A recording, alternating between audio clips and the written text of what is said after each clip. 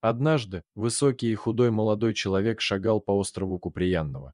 Это был искатель золота и, пробравшись вглубь, он увидел вдали крупного волка. Естественно, мужчина перепугался, но потом заметил, что хищник угодил лапой в капкан.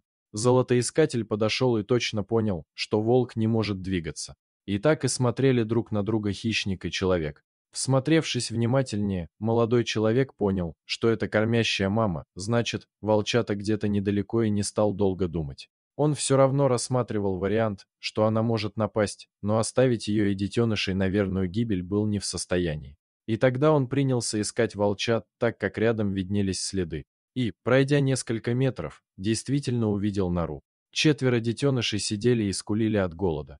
Вернувшись к волчице, он увидел, что та почуяла запах детенышей и принялась выть. Мужчина предусмотрительно засунул крох в сумку и вытащил их перед матерью.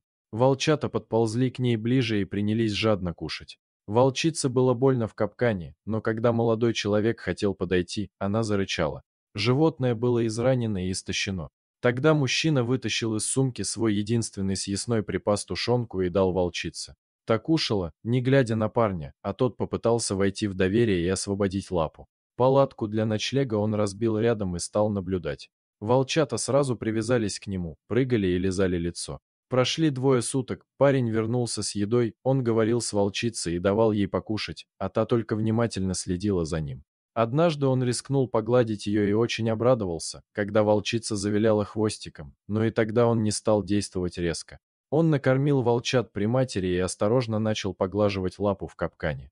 Волчица не рычала на этот раз, и он резко рожал капкан. Волчица резко встала и пошла, прихрамывая, а потом присоединилась к стае.